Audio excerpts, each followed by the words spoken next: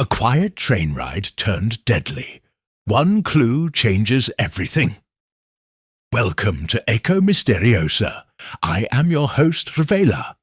This community amazes me. Drop a comment and let me know where you're tuning in from.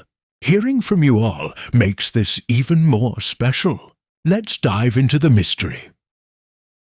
The 3:15 afternoon express from Paddington was, by all accounts, an uneventful train. It made its steady journey through the patchwork English countryside, past autumn fields, clusters of cottages, and lonely church steeples, its rhythm a comfort to regular passengers who valued punctuality over speed. On that particular Wednesday in early October, the train carried a curious mixture of travellers. A young secretary with a box of chocolates wrapped in green paper, a retired colonel who slept through most of the journey, a nervous vicar clutching a brown paper parcel, and a lady in a dove-grey coat, her gloved hands folded neatly over a handbag that seemed far too large for her slight frame. At the small station of St. Mary Mead, the train's whistle echoed like a melancholy note across the fields.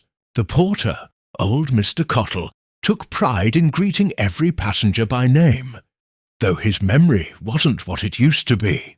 He remembered faces, if not destinations, but this afternoon, the 3:15 arrived 5 minutes behind schedule and left one passenger short, the lady in the dove-grey coat, who had boarded at Paddington and smiled politely when her ticket was clipped, did not disembark, nor did she continue on to the next stop. She was discovered instead, slumped in the corner seat of the last compartment, her face pale, her handbag on the floor, and a faint scent of bitter almonds lingering in the air. By the time the constable arrived, word had already spread like wildfire. "Murder, they say," whispered Mrs. Price Ridley at the village post office, her eyes gleaming behind her spectacles.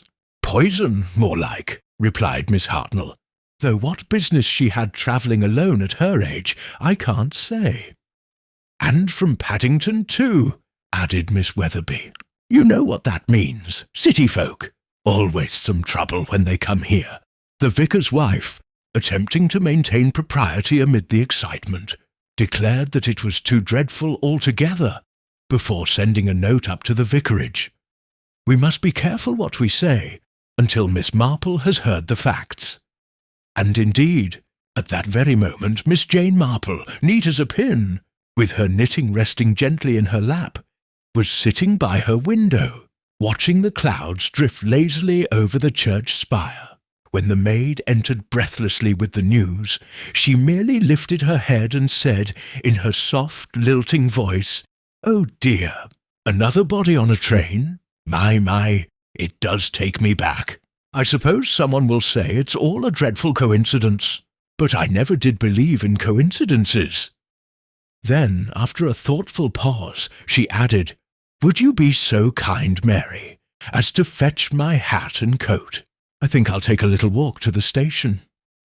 Outside, the afternoon sun was fading behind the hedgerows, and the quiet village of St. Mary Mead, so charming, so utterly ordinary, was about to play host to the most extraordinary of crimes. Would you like me to continue with Section 2, The Village Reacts, where gossip deepens and Miss Marple begins to quietly observe the web of personalities around the tragedy? By the following morning, St. Mary Mead was abuzz with speculation.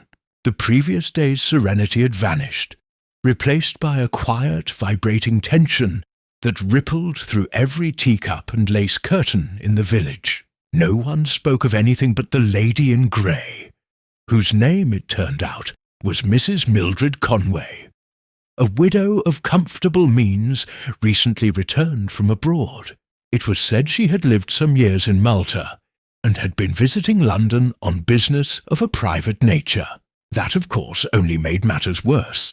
Private business was an irresistible phrase to village tongues. At the post office, The morning queue was longer than usual. Mrs. Price Ridley stood near the front, clutching a letter she had no intention of posting quickly. Behind her, Miss Hartnell adjusted her hat, leaning forward with the air of someone about to contribute something of immense value.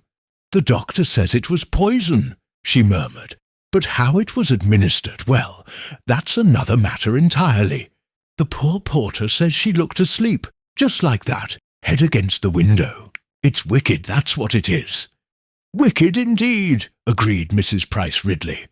"Though between you and me, I never trust these widows who travel about on their own. Always some story behind it. And she wasn't local, mind you. No roots, no family here. That tells you something, doesn't it?" Their conversation paused as the doorbell tinkled and Miss Marple entered, her gentle expression and neatly folded umbrella giving her an air of complete harmlessness. Yet those who knew her well, such as the vicar's wife, understood that behind those mild blue eyes was a mind like a finely tuned clock.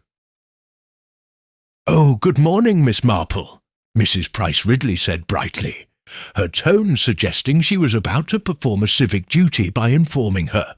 "You've heard, of course?" "I have indeed," said Miss Marple, smiling faintly. "Such a dreadful business. Poor woman.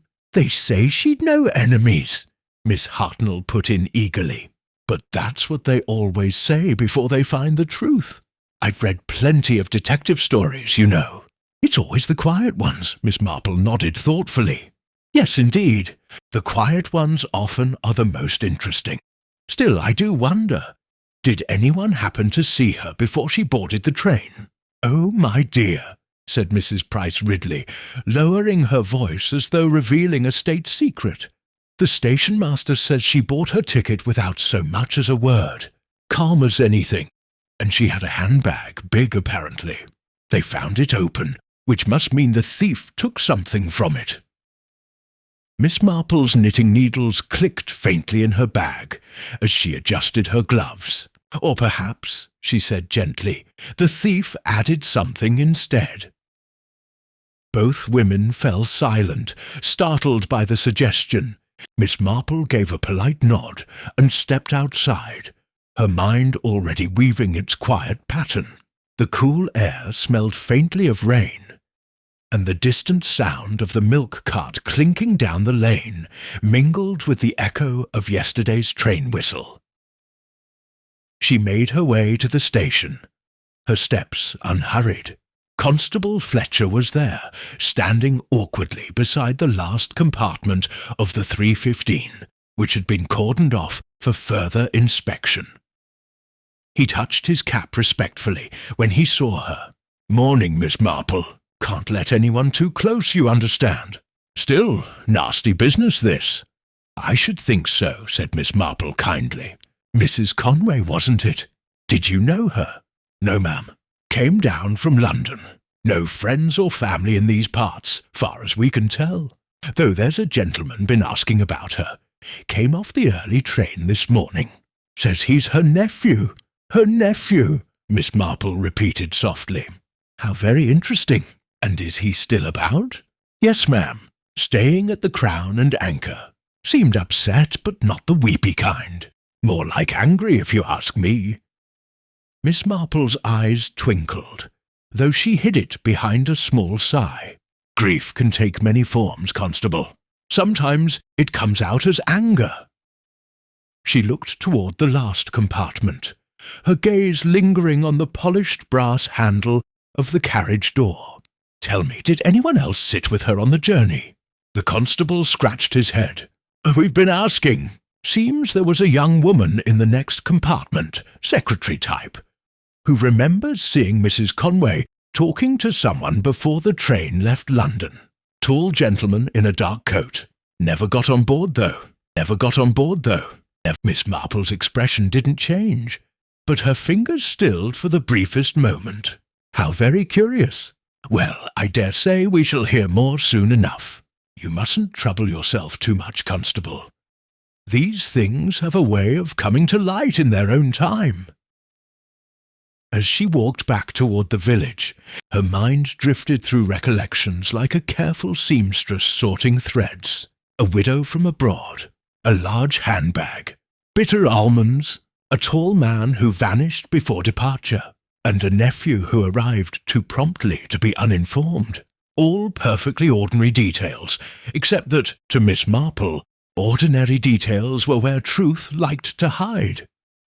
By the time she reached the vicarage, the bells were striking 11, and she could see the vicar's wife waiting anxiously at the gate.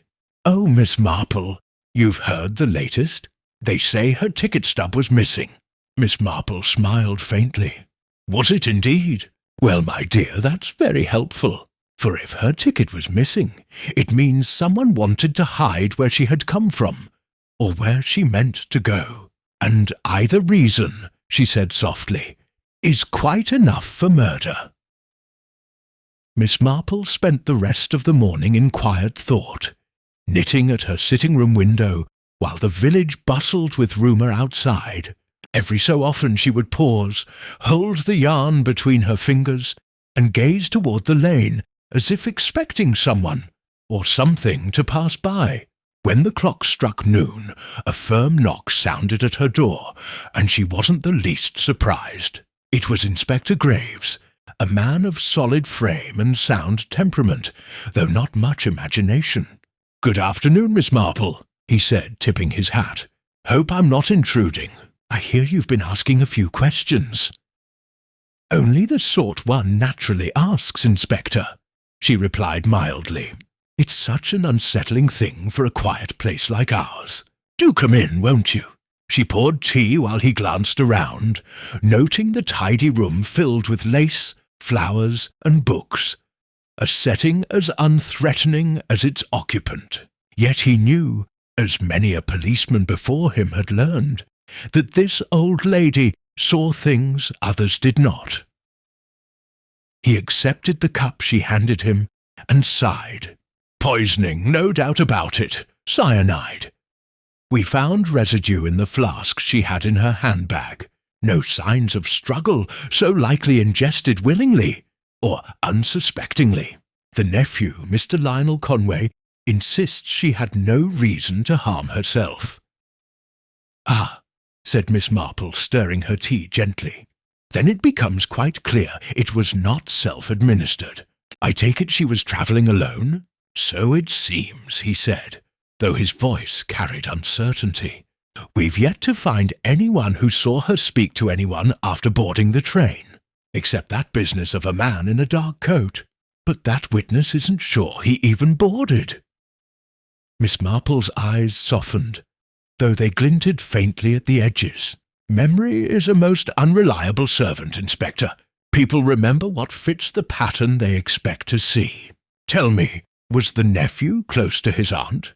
"Claims he was," Graves replied. "Said she'd been helping him financially after a bad investment. But she'd grown cautious of late, wanted to change her will. He came down to see to arrangements, as he put it." He frowned. "Strange thing, though. The solicitor in London said Mrs. Conway requested her will be amended only 3 days ago, naming a beneficiary we can't yet identify." Miss Marple looked up, her knitting momentarily forgotten. "Not identified, oh dear. That often suggests someone rather unexpected. Perhaps someone who doesn't belong in a will at all." Graves gave a small grunt. "You mean a lover?" She smiled kindly.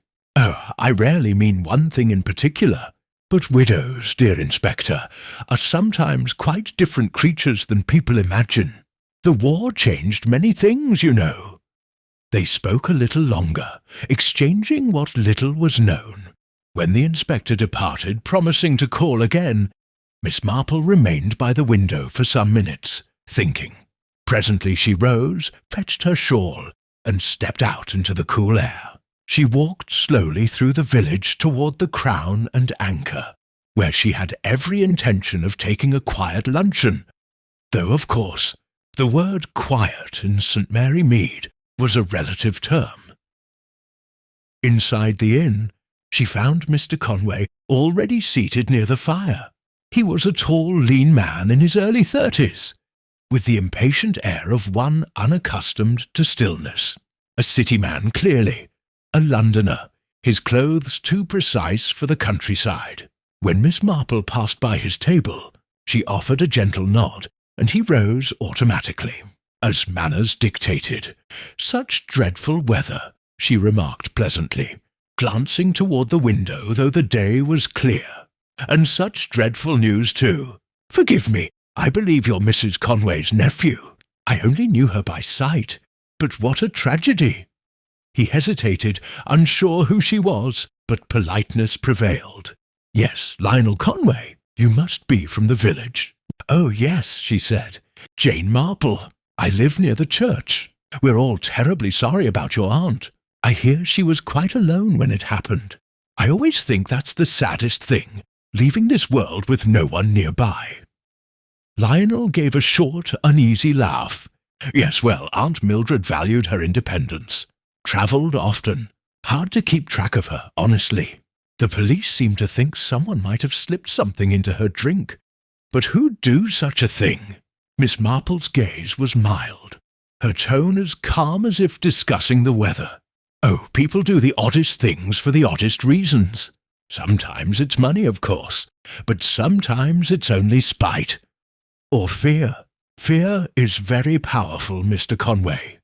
I once knew a charwoman who put arsenic in her employer's tea because she feared losing her position. Nothing to gain, you see, only something to keep." He stared at her, uncertain whether to be amused or disturbed.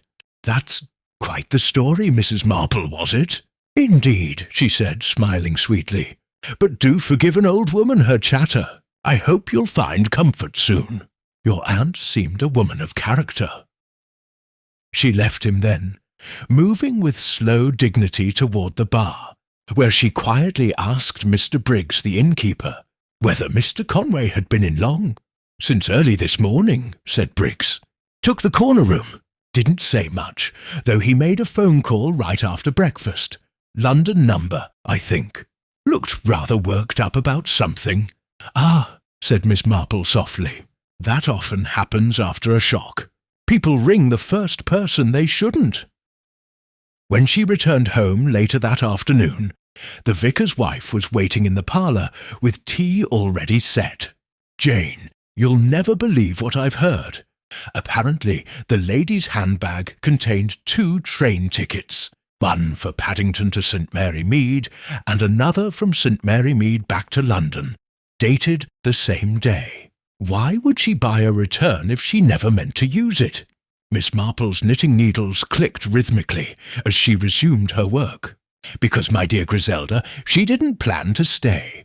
Someone persuaded her otherwise. A return ticket suggests confidence. Confidence that one will be returning. When that confidence is misplaced, well," she trailed off, eyes fixed on the steady loop of yarn. The vicar's wife frowned. "But if she'd arranged to meet someone here, wouldn't that person have come forward by now?" "One would think so," Miss Marple replied absently, "unless that person is rather shy of official attention." She smiled almost to herself. There's something about a train compartment that lends itself to mischief. People feel unseen, safe behind closed doors. I dare say our Mrs. Conway met someone she knew rather better than she expected. Outside, twilight gathered over the village. Lamps flickered to life, and the faint chime of the church clock echoed through the still air. Inside, Miss Marple placed her knitting aside, rose, and went to her writing desk. She took out a small note-card and wrote a single line upon it. "Ask after the man with the dark coat." Beneath that, she added, "and the return ticket." She sat back, tapping the pen against her chin, her eyes narrowing with quiet satisfaction. The pattern was forming, faint but undeniable. People would go on gossiping. The inspector would chase motives and means. But Miss Marple knew already that the truth would not be found in the flask or the ticket, but in the small telling details of human nature. Someone had lied, perhaps not to the police but to themselves. And when people lie to themselves, she knew, they always give it away in the end. The next morning dawned crisp and pale, the kind of English autumn day that carried the faint smell of damp earth and chimney smoke. A soft mist lay over St. Mary Mead, muting the chatter of sparrows and the creak of cartwheels on the lane. Miss Marple, as was her custom, rose early and took tea by her window. The newspaper lay open beside her, though the London papers, predictably, had already sensationalized the story. Widow found dead on country train. Mystery of the bitter flask. She read the line without visible reaction, but her eyes lingered on the smaller print. The deceased, Mrs. Mildred Conway, had been en route to visit friends in the country. Police suspect foul play. Friends in the country. That phrase caught her attention. No one in St. Mary Mead had admitted to expecting her. Yet the wording implied an invitation. Miss Marple took a slow sip of tea and reflected. In her experience, words chosen by reporters often came from somewhere. They might be distorted, but they rarely sprang from nothing. Someone, somewhere, had told the press that Mrs. Conway had friends here. The question was who. At 10 o'clock, a knock sounded at her door. Mary, the maid, appeared with a slightly breathless air. "Inspector Graves again, ma'am. Says he'd like a word. Says he'd like a word. Says he'd like—" "Of course. Show him in," Miss Marple replied, setting her knitting aside. Graves entered, looking wearier than before. He carried a folder under his arm and an expression of mild frustration. "Morning, Miss Marple. Thought I'd give you the latest, since you have a way of noticing things. How kind of you, Inspector," she said, pouring tea. "You'll take a cup, won't you?" He nodded gratefully. "We've confirmed her identity beyond doubt. Mrs. Mildred Conway of Kensington. The nephew's story checks out so far. He's her late husband's sister's boy. Seems the aunt had been lending him money. But the solicitor's office says she'd planned to change her will, cut him out entirely. There's more. We traced a letter in her handbag, postmarked London, unsigned. Just a note, really. Meet me in St. Mary Mead, urgent. I'll explain everything. You'll understand when you see who's here." No signature, no address. Miss Marple's eyes brightened almost imperceptibly. "How curious," she murmured. "Someone inviting her to the village, then. And you'll understand when you see who's here. Such an interesting turn of phrase. It suggests emotion, perhaps shock. Something personal. That's what I thought," said Graves. "But no one admits to writing it, and none of the local residents claim to know her, except—" He paused, frowning. "Except one, indeed." He hesitated. "A Mrs. Lucy Harcourt, widow, lives near the Green. Says she met Mrs. Conway years ago abroad. Malta, of all places. Claims they lost touch but exchanged letters occasionally. She seemed quite distressed when we spoke." Miss Marple's expression softened. "Lucy Harcourt, yes, I know her. A kind woman, though inclined toward dramatics. Her late husband was in the Navy, I believe. She's very fond of telling stories of Mediterranean life." "That's her," said Graves. "Said Mrs. Conway wrote she'd be coming down for tea. But she swears she never sent that note." Miss Marple sipped her tea in silence. "No doubt she believes that, Inspector. Still, it might be interesting to hear her version first-hand. Letters can be forged or sent under pressure." Graves nodded slowly. "Would you care to accompany me? She seems to take a liking to you. Why, how obliging! I should be delighted." They walked together through the village, the inspector's solid boots crunching on the gravel, while Miss Marple kept a steady, unhurried pace. Mrs. Harcourt's cottage stood prettily behind a white gate, ivy curling over the windows. When they knocked, the door opened almost at once. "Miss Marple! Inspector!" Mrs. Harcourt's voice trembled slightly.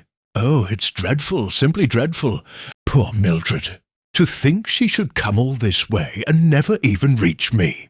They were shown into a small sitting room, cluttered but homely. Photographs lined the mantelpiece, men in uniform, palm trees in the background. A much younger Lucy, smiling beneath a wide sun hat.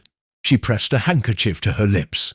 I can scarcely believe it. I hadn't seen her in years, but she wrote only last week.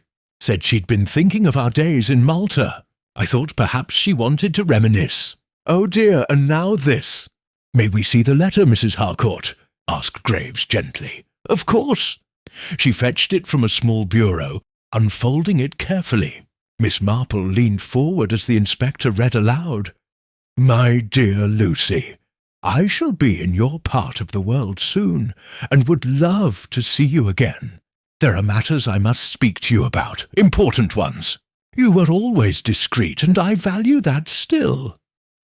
No date beyond the postmark. Shenton. Miss Marple's eyes flicked over the writing. Neat, elegant, with a faint tremor in the loops. Yes, she said softly, quite consistent with Mrs. Conway's hand. You knew her well, then? Mrs. Harcourt nodded tearfully. We met during the war. My husband was stationed at Valletta, and she had connections. There was talk of her being involved in something political. But one never knew with Mildred. She was capable of secrets. Secrets, murmured Miss Marple. And now she comes to see you, summoned by another note she never expected. How strange. Did she mention anyone else she might visit here? No, no one. Mrs. Harcourt shook her head. Only that she'd been frightened lately. She didn't say of what. Graves and Miss Marple exchanged a glance. The inspector asked a few more routine questions, then took his leave, promising to stay in touch. Miss Marple lingered ostensibly to offer comfort. When the inspector was gone, she leaned closer to Mrs. Harcourt. My dear, forgive an old woman's curiosity, but did you ever hear Mrs. Conway speak of her nephew? Mrs. Harcourt looked surprised. Lionel? Yes, of course. She was fond of him once, though lately she'd begun to doubt his character. Said he'd been mixed up with the wrong sort of people, gamblers, I think. She meant to straighten his affairs, though heaven knows how. I see, said Miss Marple gently. And this other matter, these important things she mentioned in her letter. Did you any notion what they might be? No, Mrs. Harcourt said with a sigh, but if I were to guess, it might concern her late husband's estate. There was some trouble years ago after his death. Missing papers, disputed property. She hinted once that someone close to her had betrayed her confidence. Miss Marple's eyes shone for a moment, before she looked down demurely. How very sad. People so seldom appreciate loyalty until it's too late. She rose to go, patting Mrs. Harcourt's hand kindly. Outside, the mist had thickened. The inspector was waiting near the gate. Well? He asked. Very illuminating, Miss Marple replied softly. Mrs. Harcourt's grief is genuine, I think, but there are small inconsistencies. Nothing deliberate, perhaps, only the sort that arise when truth and fear intermingle. She said Mrs. Conway hadn't been here in years, yet she knew the handwriting in an instant. That suggests correspondence more frequent than she admits. Graves frowned. So you think she's hiding something? Oh, I think everyone hides something, Inspector. The question is only whether it matters. She smiled faintly. But I do wonder about that note that summoned Mrs. Conway here. Whoever wrote it must have known of her friendship with Mrs. Harcourt. Knew enough to use it as bait. And bait, she added thoughtfully, is always chosen with care. That evening, when she returned home, Miss Marple found a telegram waiting on her table. It was from an old acquaintance in London, a retired colonel known for his discretion. The message read simply, Conway widowed 1938. Husband died Malta under inquiry. No details in record. Matter hushed up. Miss Marple folded the slip of paper neatly and placed it beside her knitting. The yarn glimmered softly in the lamplight as she resumed her work, her needles clicking like a faint metronome to her thoughts. A death in Malta, a friendship rekindled, a widow summoned, and poison on an English train. Each thread alone meant little, but together she could feel the pattern tightening, waiting only for the final stitch to reveal its shape.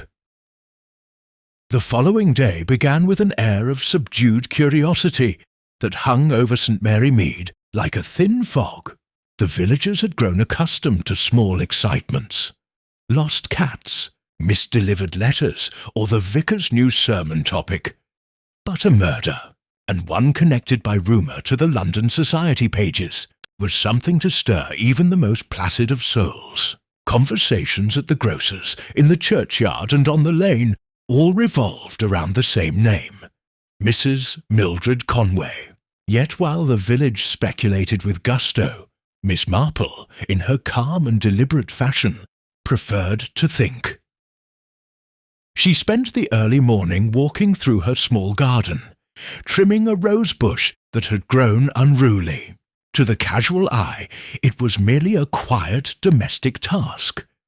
But those who knew Miss Marple understood that her best thinking was done among her flowers. She reflected on the telegram from London, the mention of Mrs. Conway's husband's mysterious death in Malta, and on the curious invitation that had lured the widow to St. Mary Mead. A forgery, almost certainly, and yet, to forge such a note, one would need access to her correspondence, or at least knowledge of her friendships. By 10 o'clock, the church bells chimed, and Miss Marple made her way to the High Street. The Crown and Anchor, she knew, was becoming something of a meeting place for anyone hoping to overhear the latest whisper. She entered quietly, nodded to Mr. Briggs, and took a seat near the window. Ordering tea and a scone she scarcely intended to eat. A few minutes later, Lionel Conway appeared, looking pale and agitated, his eyes shadowed by sleeplessness or guilt, or both. He sat heavily near the fire, ignoring the curious glances that followed him. When Mr. Briggs approached with a tray, Lionel muttered something about the police being fools and demanded another pot of coffee. Miss Marple watched unobtrusively, her expression one of gentle concern. After a few moments she rose and approached his table as though by innocent happenstance. "Mr. Conway," she said in her soft, unassuming voice, "forgive me, but I was thinking of your aunt this morning. She seemed such a well-ordered woman. I cannot quite imagine her caught up in anything so dreadful. Lionel looked up sharply, then sighed. "Nor can I, Miss Marple, was it? You seem to know everyone here. I've never met a place where people talk so much." "Ah, well," she smiled, "talking is one of the village's great accomplishments, and sometimes, quite by accident, it brings truth to light." She paused delicately. "I was just wondering, you must have known your aunt very well." He hesitated, swirling his coffee. "Well enough, I suppose. She helped me out when I got into difficulties. But lately, she'd grown cold, suspicious. I think someone had been filling her head with nonsense. She told me once that she'd been betrayed years ago by a man she trusted. I thought she meant some old friend or business partner. Perhaps it haunted her." Miss Marple's eyes were steady on his face. "I see. And did she say what sort of betrayal it was?" "No, only that it cost her more than money, whatever that means." He leaned forward suddenly. "You don't think this has anything to do with the past, do you? With something that happened abroad?" Miss Marple folded her hands gently. "The past, Mr. Conway, is rather like an old account book. One may close it and lock it away, but the debts remain. Sometimes they come due when one least expects." He frowned. "If you're suggesting someone from Malta followed her here, I think that's absurd. She hadn't been back there in years." "Oh, I'm not suggesting anything at all," said Miss Marple, rising. "Only that you might be careful what you assume. Appearances, you know, are very deceptive, especially where human nature is concerned." She gave a polite nod and left him staring into his coffee, troubled. That afternoon, Inspector Graves returned once more, his boots muddy and his patience thinner than before. "We've traced the paper that letter was written on," he told her as they stood by her gate. "Common stock, sold everywhere, but the typewriter used to type the envelope. Now that's something. Turns out the impression matches one at the solicitor's office in London. Mrs. Conway's solicitor. The same, and according to his clerk, she visited there 2 days before her death. Left agitated, he says, mentioned something about putting things right at last. But here's where it gets odd. After she left, one of her documents went missing from their files. A deed of transfer for a small property in Malta. They assumed she'd taken it, but we can't find it among her things." Miss Marple's eyes narrowed just slightly. So someone had reason to remove that document, perhaps to hide a name or a signature. Exactly, but that doesn't explain why she came here, unless she meant to hand it to this Mrs. Harcourt. "Perhaps," Miss Marple said softly, "or perhaps she meant to confront someone entirely different." The inspector frowned. "You think Mrs. Harcourt's not telling us everything?" "I think she is telling us what she believes to be safest," Miss Marple replied. "When people fear scandal, they become very selective about truth. It is not always deceit.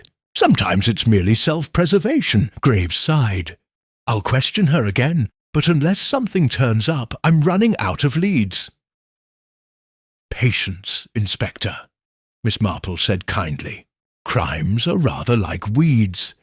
They may be hidden for a time, but they always push their way to the surface. All one must do is wait for the right rain." That rain, as it happened, arrived sooner than either expected. That evening, as dusk deepened and the first drops began to patter against the window panes, a commotion arose at the Crown and Anchor. The constable fetched Graves from his office, and Miss Marple, hearing the hurried footsteps outside, stepped to her door. "Another death?" she asked quietly as the inspector passed. "No," Graves called back, "but near enough. Someone broke into Mrs. Harcourt's cottage." Within the hour, the village buzzed anew. Miss Marple, escorted by the vicar's wife, went to see what had occurred. The cottage door had been forced, papers strewn across the sitting room, drawers yanked open. Mrs. Harcourt sat trembling, wrapped in a shawl, while the constable took notes. "They've taken her letters," Graves said grimly. "All her correspondence with Mrs. Conway. Nothing else." "Ah," Miss Marple murmured, kneeling by the scattered envelopes. "Selective thieves are the most revealing kind. When one steals only letters, it usually means those letters contain proof of love, of betrayal, or of guilt." She picked up a torn scrap of paper, glanced at it, and quietly folded it into her handkerchief. Graves noticed. "What's that?" "Merely a piece of paper," she said gently. "But sometimes the smallest pieces are the most important. You'll have it back soon enough, Inspector." When she returned home, she set the scrap beneath her lamp. It bore half a signature, just a looping L, followed by a faint flourish. The ink was old, faded, but the style, the curve of the hand, it was not Mrs. Conway's, nor Mrs. Harcourt's. Miss Marple smiled faintly to herself and reached for her telephone. She dialed slowly, her voice calm when a man answered. "Good evening, Mr. Briggs, it's Miss Marple. Forgive me for troubling you, but I wonder if Mr. Lionel Conway happens to be still at your inn this evening." "Ah, yes." "Good. Then, would you be so kind as to mention that I've found something belonging to his late aunt? Something he might wish to identify personally." Yes, quite harmless. "Tomorrow morning will do splendidly." She hung up the receiver, her eyes thoughtful. The pattern, she felt, was growing clearer, the threads drawing taut. Tomorrow's meeting, she suspected, would tell her whether Lionel Conway was the injured nephew he claimed to be, or whether he had inherited more from his aunt than her good name. Morning light spilled through the lace curtains in slender ribbons, glinting against the polished tea set Miss Marple had laid out on her small table. The kettle gave its soft whistle just as the clock chimed 9. Right on cue, there was a firm knock at the door. Miss Marple, ever punctual, smiled faintly. "That will be Mr. Conway, I dare say," she murmured, removing the kettle from the flame. She opened the door to find Lionel Conway standing on the step, his expression drawn but controlled. He had made an effort with his appearance, hat brushed, coat freshly pressed, but his eyes betrayed a restless unease. "Good morning, Miss Marple. You sent word that you'd found something of my aunt's." "Indeed," she said pleasantly. "Do come in. It's really a trifle, but one never knows what might be of importance." Lionel followed her into the sitting room, taking in the tidy surroundings.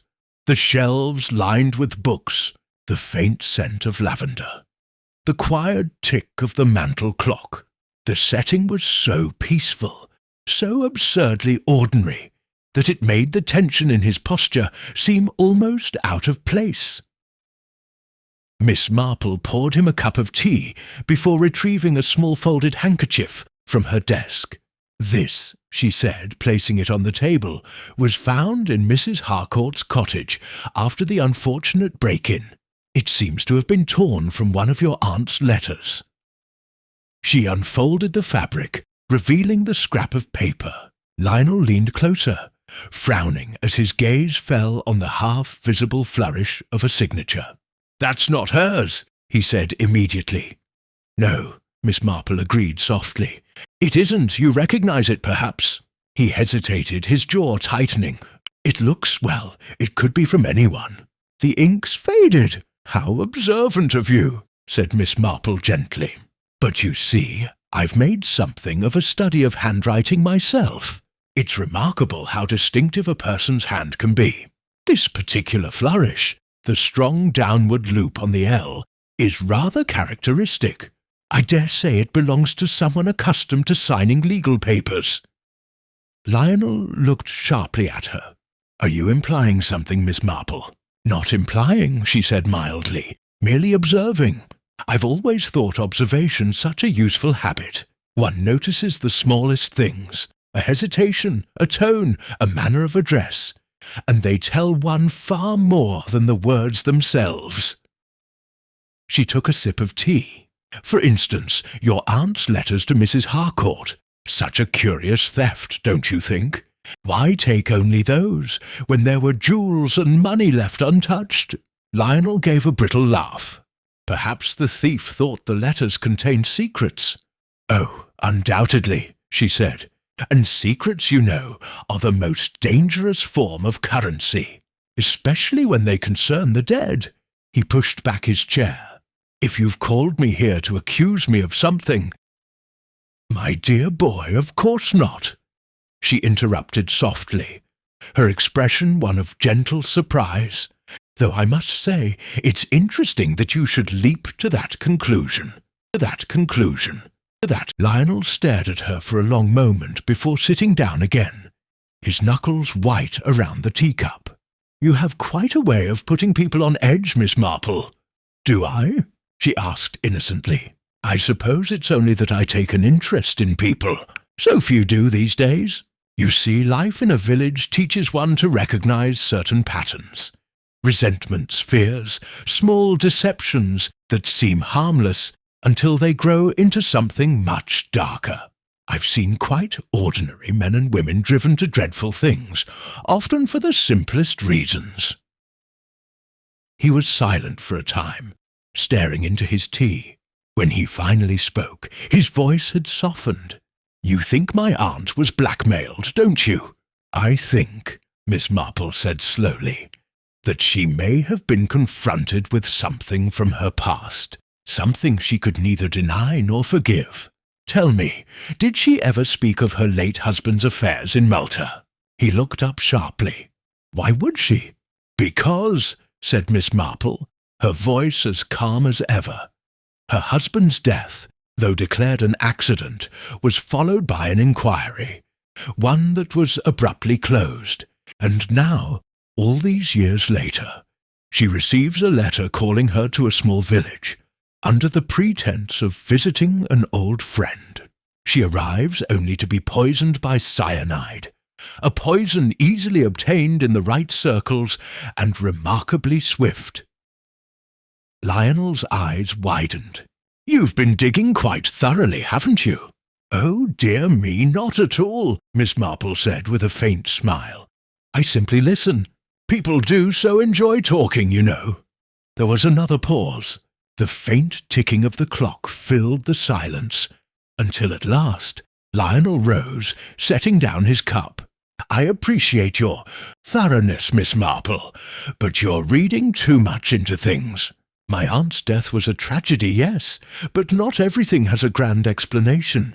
Some things are simply unfortunate." "Indeed," she murmured.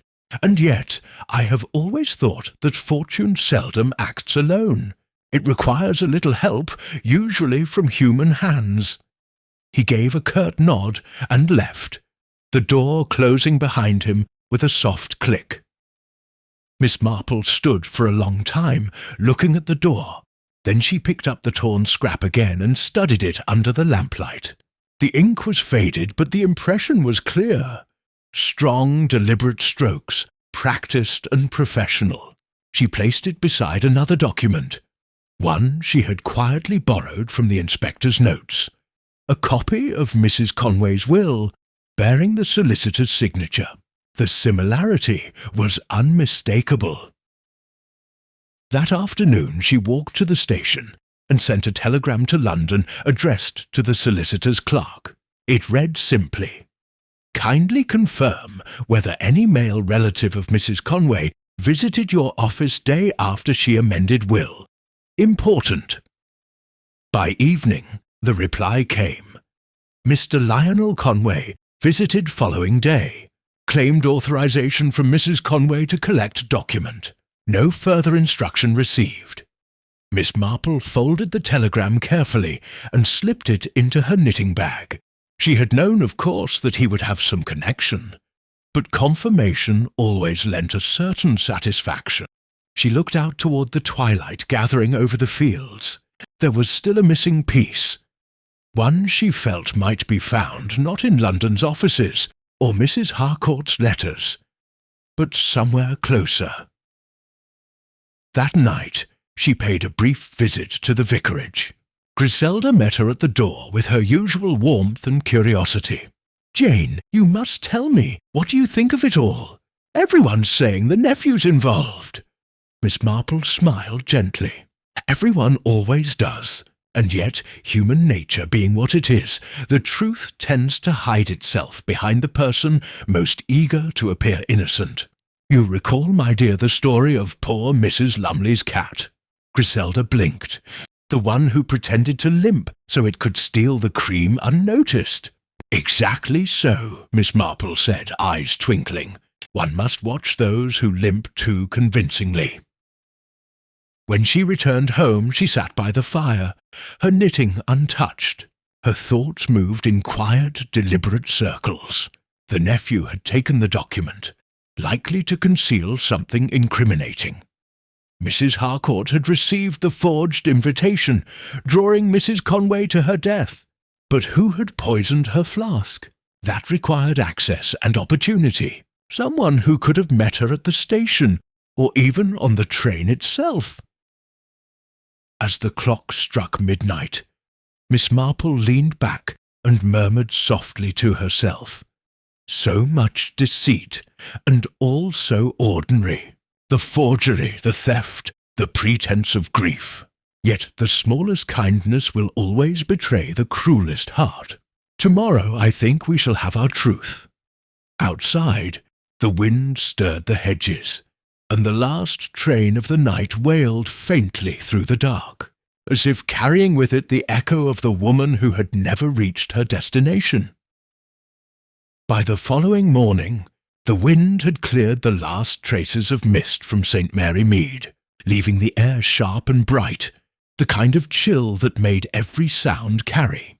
Miss Marple awoke early, as was her habit, though she had scarcely slept. The questions that had teased her mind all night seemed sharper now in the light of day. She moved about her cottage in her usual quiet rhythm, boiling water for tea, setting out her saucer of marmalade toast, and, as she ate, reading again the telegram she had received the previous evening. Each line of it was neat and unremarkable, yet behind those clipped words lay deceit and purpose. Mr. Lionel Conway had lied. Calmly, deliberately, and with a confidence that came from having done so before. At precisely 9 o'clock, a knock sounded. It was Inspector Graves, his expression tired but attentive. "Morning, Miss Marple," he said, removing his hat. "I've been going over the statements again. I thought you might want to hear the latest before I take the train to London this afternoon." "How kind of you," she replied, ushering him in. "Do sit down. I was just thinking about you." "That's always a dangerous preface," he said with a half-smile, though he accepted the chair. "We've confirmed that Mrs. Conway's will was indeed altered, quite legally, but the timing is what troubles me.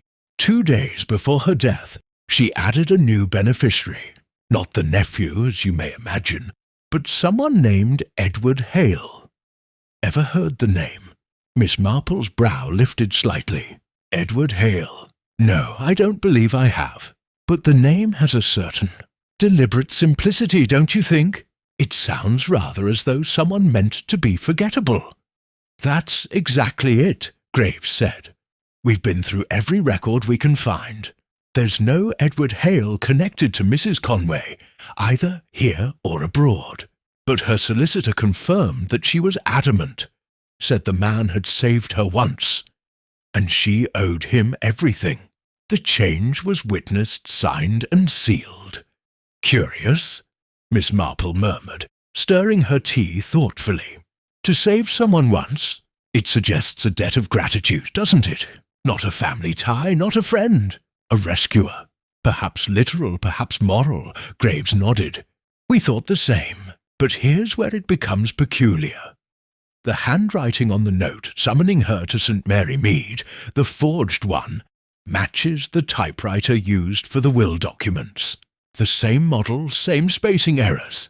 Whoever wrote that note had access to the solicitor's office, which Mr. Lionel Conway visited," Miss Marple said gently. The inspector gave her a wry look. "You're 2 steps ahead of me again." "Not at all, my dear Inspector," she said with a modest smile. "I simply follow the threads people so carelessly leave dangling. I suspect Mr. Conway's visit was not to collect a document, as he claimed, but to ensure that a certain name was either added or obscured. Perhaps both." Graves frowned. "If he forged the letter and lured her here, why poison her? Surely he could have taken what he wanted from her estate once she'd signed the new will." "Unless," Miss Marple replied softly, "the will she signed was not the one she believed it to be." The inspector stared at her, then let out a low whistle. "You mean he switched it?" "Oh, something of that nature, perhaps," she said lightly. "Fraud is a slippery business, Inspector, but poisoning, that's quite different. That speaks of desperation. Or fear." Graves stood restless. "If we could only prove he was on that train with her." Miss Marple's eyes brightened. "Ah, but perhaps we can. The ticket, remember, the missing ticket. It wasn't in her bag when she was found. What if it was collected by the wrong hand? I've always found that people who plan so carefully forget the smallest details, especially when panic sets in. I should like to visit the station, if you don't mind accompanying me." They arrived at the station shortly after 10. The air smelled faintly of coal and damp wood. Old Mr. Cottle, the porter, looked up in surprise when he saw them. "Morning, Miss Marple. Inspector. You're here about that poor lady again, I suppose?" "Yes, Mr. Cottle," Miss Marple said kindly. "Such a dreadful affair. I was wondering, you see, whether you recall anyone else alighting or boarding the 3:15 that day.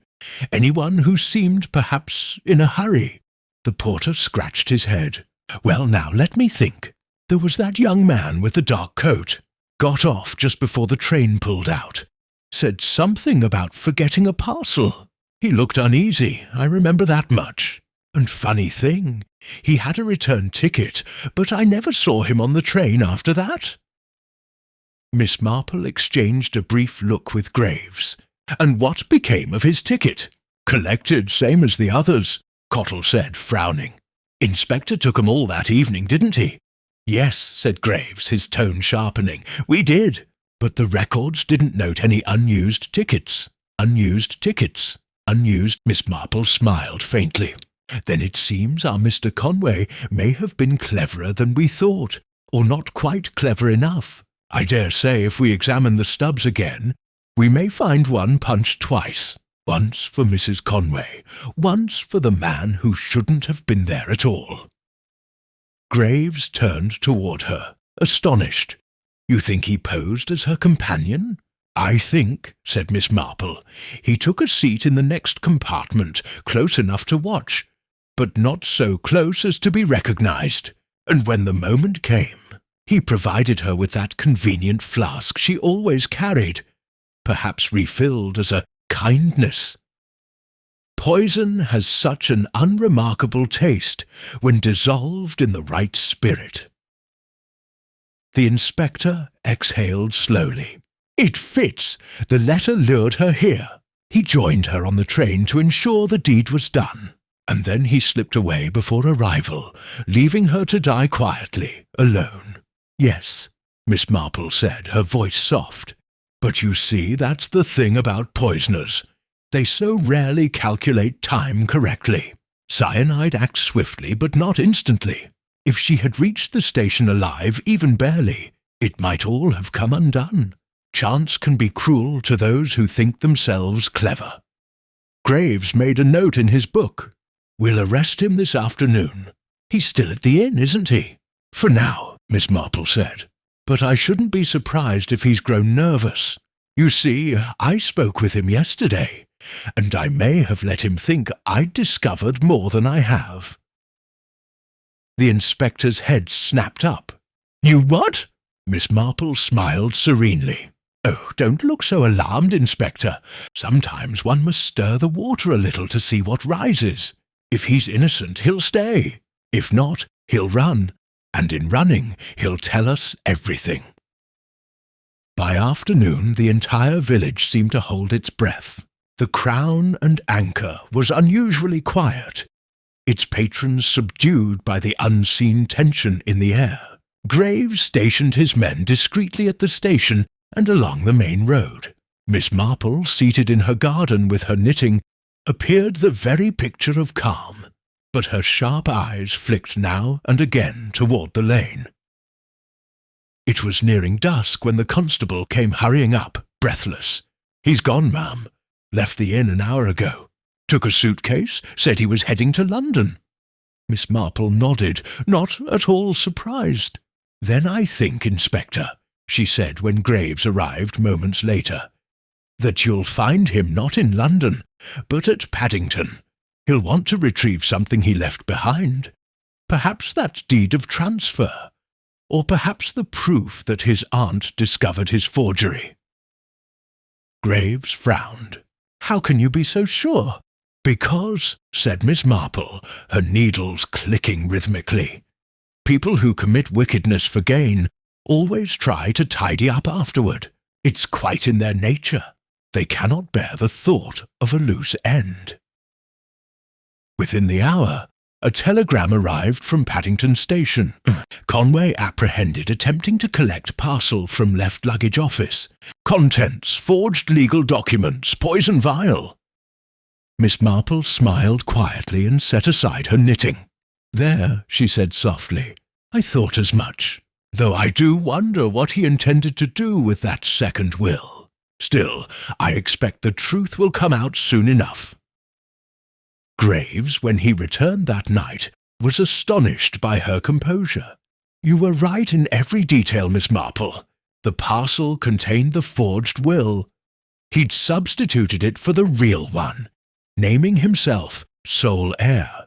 "Your instinct saved us days of work." "Oh, it wasn't instinct, Inspector," she said modestly. "Only observation, and a little understanding of human weakness. Greed and fear are such reliable companions." As he left, she stood by the window, watching the darkness settle over the village. Somewhere, a train whistled faintly through the night, the same sound that had begun it all. And Miss Marple, her eyes reflective, whispered to herself, "The wicked may run very fast indeed, but the truth, the truth always keeps pace." That night, St. Mary Mead lay under a deep and windless calm. The air carried the faint scent of rain, and in the cottages that dotted the village green, lamps were dimmed one by one, until only the golden glow of Miss Marple's window remained. Inside, she sat by her writing desk, a single candle flickering beside her, as she penned a neat note to Inspector Graves. The ink glistened darkly across the page, her words measured, precise, and faintly sorrowful. When she finished, she read it once more before folding it carefully. "There remains one question unanswered, Inspector. Who, I wonder, placed the poison in the flask? It may not be quite as straightforward as it seems." She sealed the letter, placed it by the door for morning post, and sat back, lost in thought. The case, outwardly, was settled. Lionel Conway had confessed at Paddington. Cornered, weary, and furious at being outwitted, he had forged the will, altered the beneficiary, and replaced his aunt's rightful document with his own. He admitted luring her to St. Mary Mead, planning to intercept her correspondence and seize the deed of transfer from her bag. Yet, curiously, he denied the actual poisoning. "I wanted her silenced," he had said bitterly, "but not dead, not like that." To Inspector Graves, it was a typical criminal's evasion. To Miss Marple, however, it was something else. A thread that did not quite fit the weave. Criminals lied, yes, but even liars rarely lied about the thing they were most afraid of. There was something in Lionel's tone, that flash of genuine bewilderment that had caught her attention. He had been ruthless, greedy, but poison was an act of intimacy. It required nearness, confidence, a quiet hand. Lionel, she suspected, lacked all three. The next morning, Miss Marple walked to the vicarage for tea. The vicar's wife, Griselda, greeted her warmly, but with eyes still bright with curiosity. "Well, Jane, you must tell me everything. The whole village is beside itself. They say he confessed, and that justice will be swift. Imagine a man like that, charming as anything, all the while plotting murder." Miss Marple smiled faintly. "Oh, my dear, I never put much stock in charm. It so often conceals the duller virtues of honesty and humility. But I am not entirely sure we've reached the truth yet. There is something incomplete, like a pattern missing its final stitch." Griselda looked startled. "But surely it's obvious, isn't it? He forges the will, lures his aunt here, poisons her. Case closed." Said Miss Marple, stirring her tea. "And yet the poison was cyanide. Hardly subtle, wouldn't you say? Lionel is clever, but not reckless. He wanted control, not chaos. Cyanide kills quickly, sometimes unpredictably. It suggests either haste or emotion, and neither fits him." Griselda leaned forward, lowering her voice. "Then who, Jane? Surely not Mrs. Harcourt." Miss Marple gave a small sigh. Lucy Harcourt. She is a woman of delicate nerves, yes, but not delicate conscience still. It is curious how every piece of this puzzle leads back to her drawing-room." Later that afternoon, Miss Marple paid a visit to Mrs. Harcourt's cottage. The woman looked pale and drawn, as though the strain of the investigation had settled upon her like a lingering illness.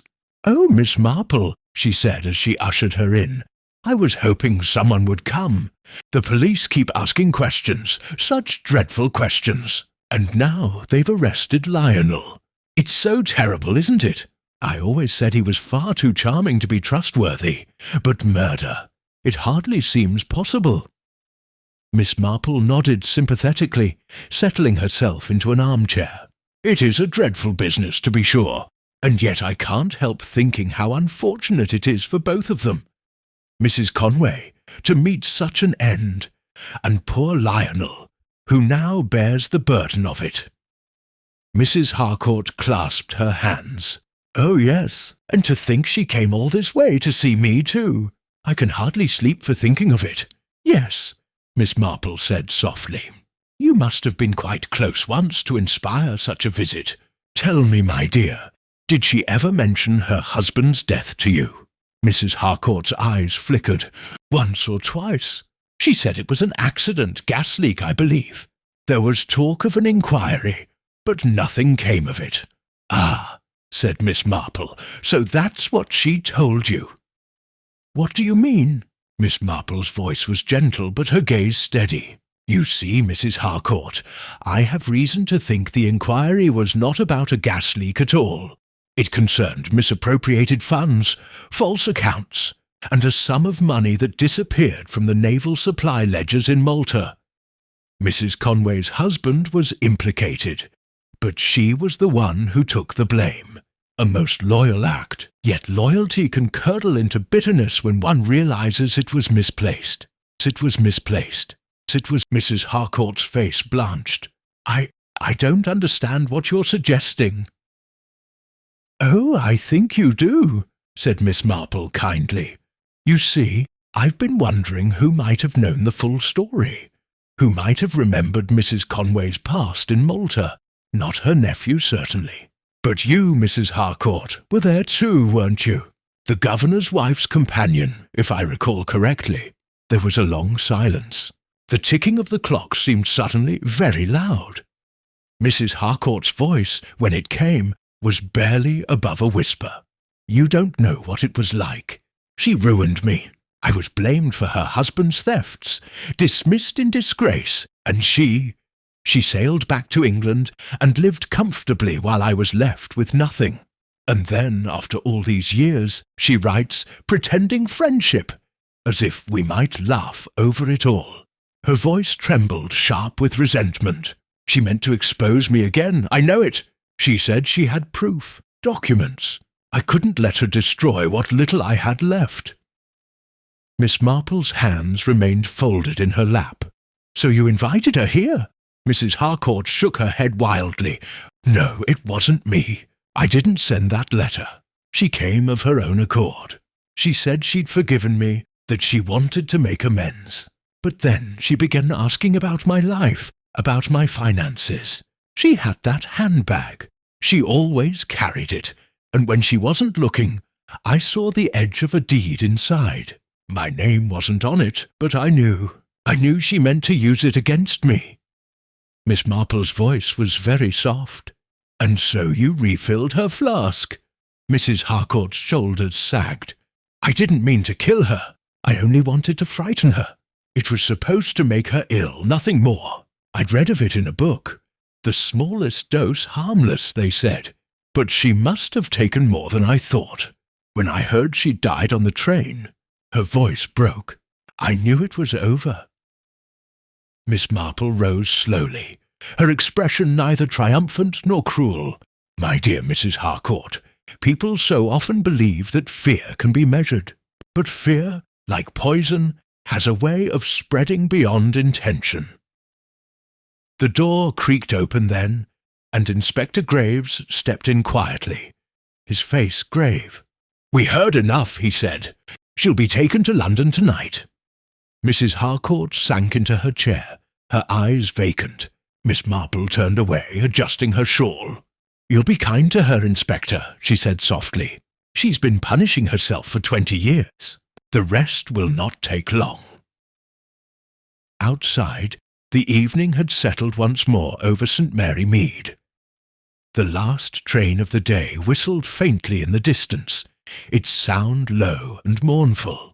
Miss Marple walked home slowly, her steps steady against the cool wind. At her gate, she paused, looking back toward the darkening fields. In the end, she murmured, "It's always the same. One cannot escape one's conscience. It travels with you, no matter how far the train goes."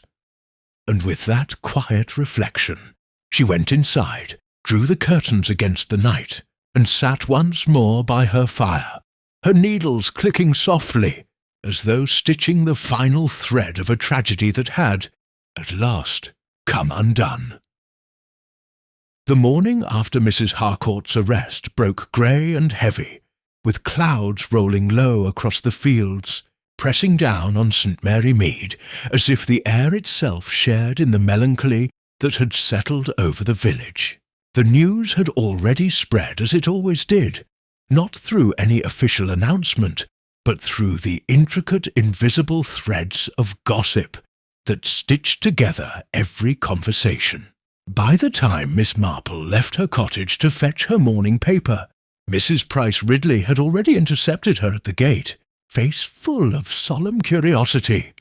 "My dear Miss Marple," she began in the half-whisper that always preceded her most important disclosures, "I can hardly believe it.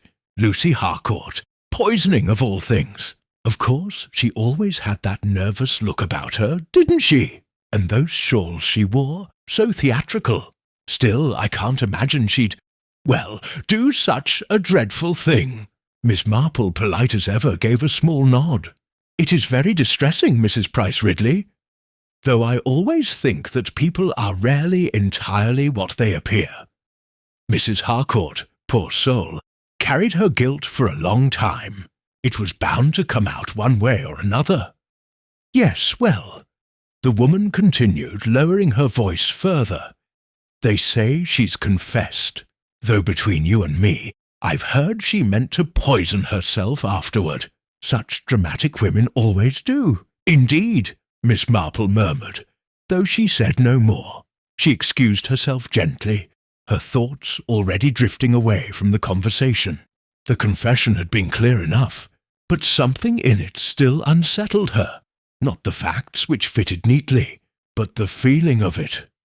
Mrs. Harcourt had been desperate, yes, but despair rarely planned so carefully. There had been precision in her act, the measured dose, the methodical approach to the flask, and that, Miss Marple knew, spoke less of panic and more of intention. As she reached her gate, she saw Inspector Graves approaching along the lane, his collar turned up against the wind. He looked weary, though there was satisfaction in his eyes. "Good morning, Miss Marple. I thought I'd stop by before heading back to London. It's all but wrapped up now. Mrs. Harcourt's being transferred today. She made a full statement last night, signed it too." "Ah, yes," said Miss Marple, motioning him toward the garden path. "I rather thought she would. Still, I wonder if she told you everything." Graves raised an eyebrow. "Everything? What do you mean?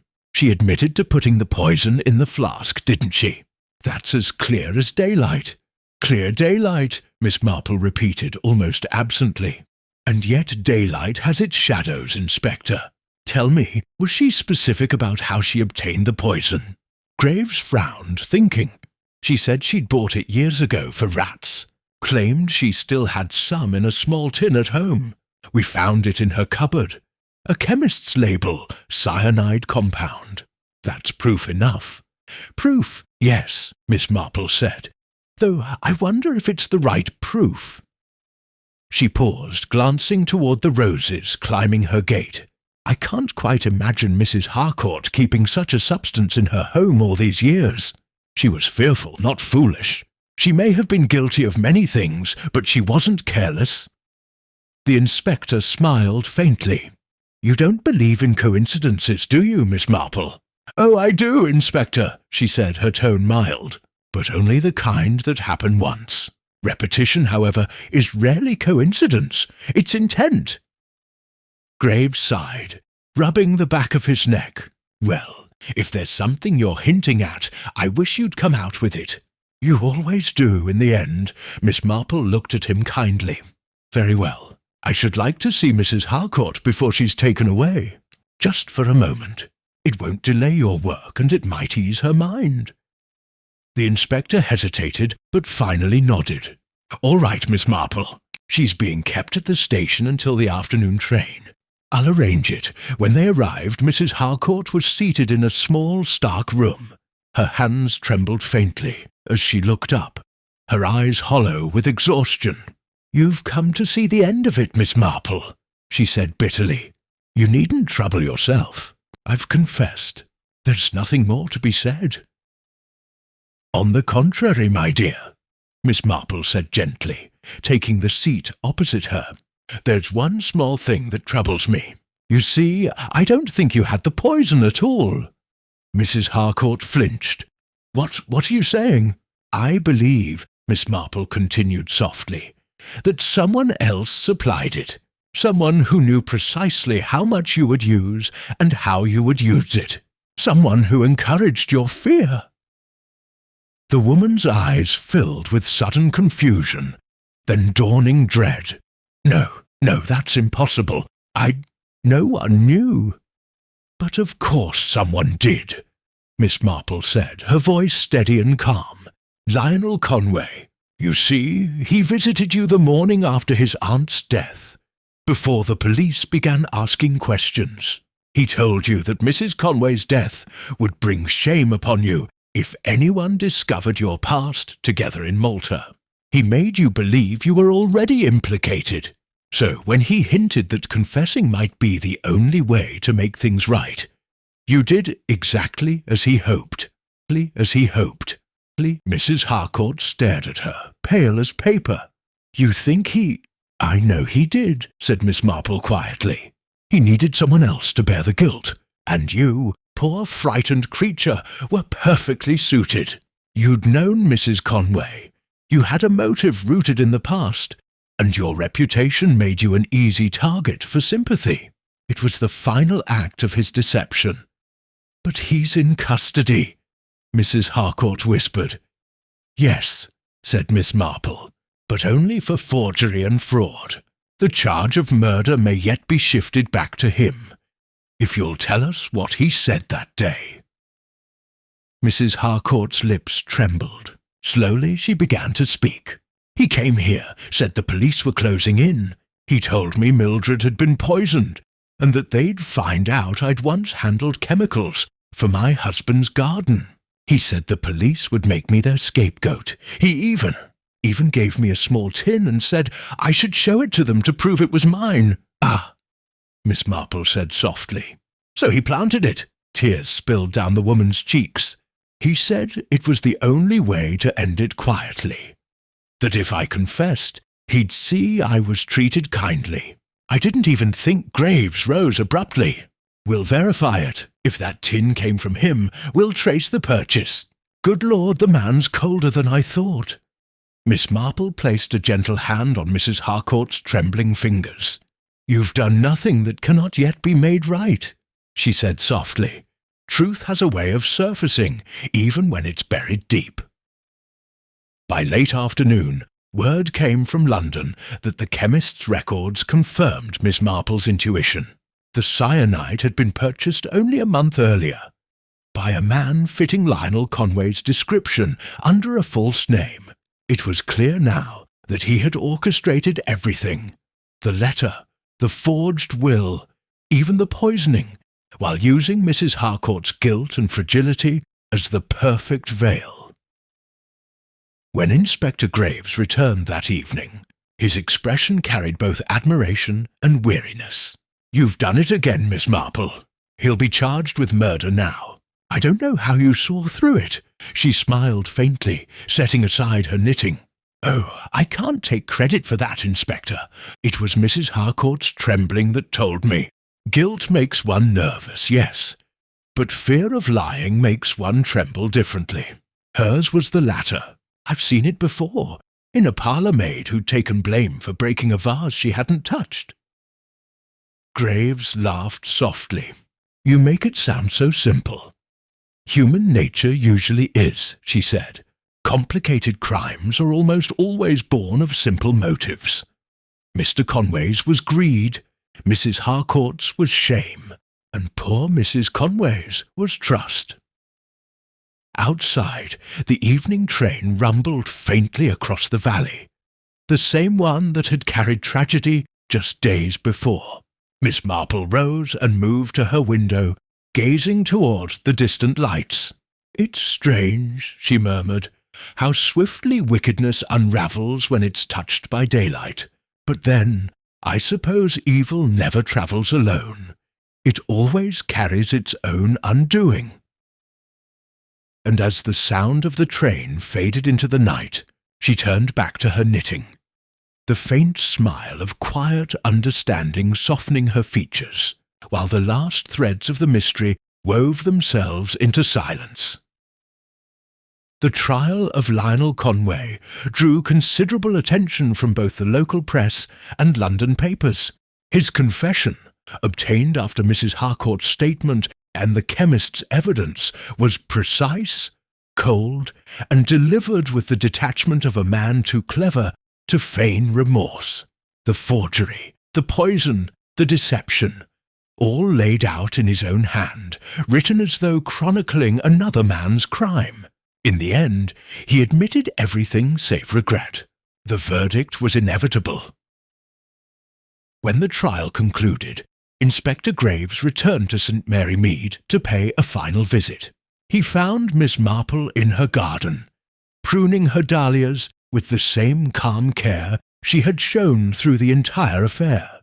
The inspector leaned on the gate, his expression a curious blend of relief and admiration. "Well, it's finished," he said. "Conway's been sentenced. The jury took barely an hour. I can't say I'm sorry." Miss Marple straightened, brushing soil from her gloves. "Justice, my dear Inspector, is seldom pleasant. But I'm glad you've seen it through. It must have been a dreadful business for you." Graves nodded. "I've seen worse, but not many that were quite so tidy. You were right all along.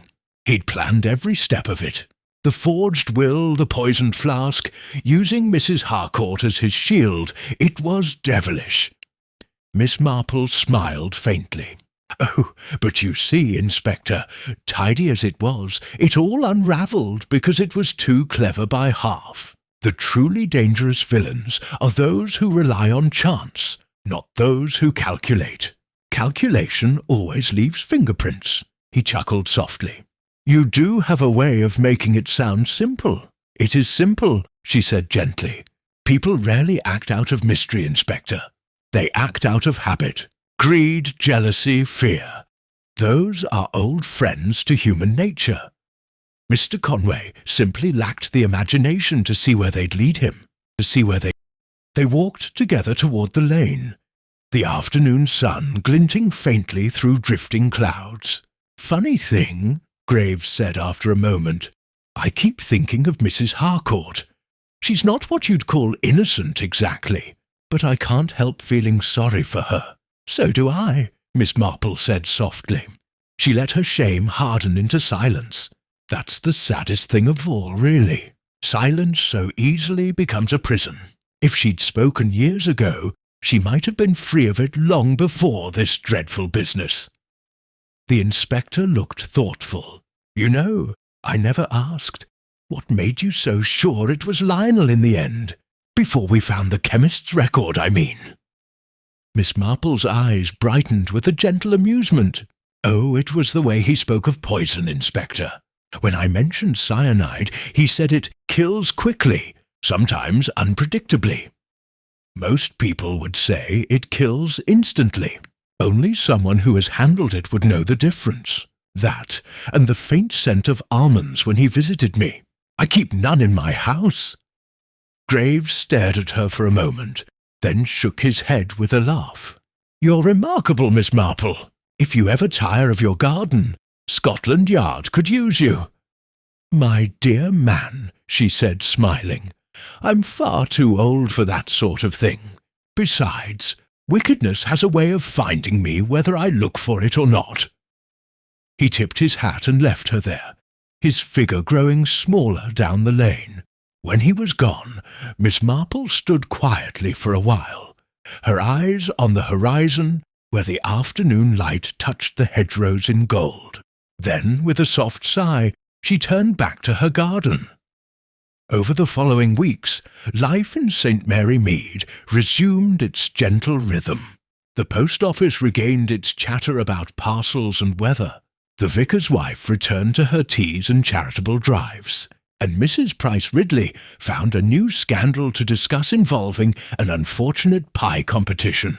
Yet, every now and then, a hush would fall over conversation at the mention of the train from Paddington, or the lady in the dove-grey coat, and the village would grow momentarily thoughtful. Murder, Miss Marple knew, left behind a faint scent, like smoke after a fire, that lingered long after the flames were gone. One late afternoon, as the church bell tolled softly over the fields, the vicar's wife stopped by Miss Marple's cottage with a small bundle of letters. "Jane, I thought you'd like to know," she said, setting them down on the table. "Mrs. Harcourt wrote from the hospital in London. They're saying she may be released soon. She asked after you." Miss Marple's eyes warmed. "How very kind of her. I do hope she finds peace. Some lessons, you see, take a lifetime to learn, and some hearts are too proud to ask forgiveness until they've lost everything else." Griselda smiled sadly. "And what of Mr. Conway? I heard his appeal was denied." "Yes," Miss Marple said softly, folding her hands. "He'll have plenty of time to reflect, though I dare say it won't comfort him. You see, he believed himself cleverer than all the world. But cleverness, when guided by greed, leads only to ruin. Poor man! He mistook cunning for wisdom." For a while, the two women sat together in companionable silence, listening to the soft ticking of the clock and the rustle of wind in the trees outside. Then Miss Marple spoke again, her tone gentle and reflective. "It's curious, isn't it, how often evil hides behind the most ordinary faces? One might pass the murderer on the road and never know.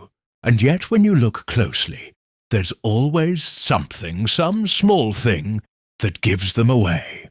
People think of wickedness as grand and monstrous, but it's really quite domestic, like a stain on a teacup that won't come off no matter how hard you scrub."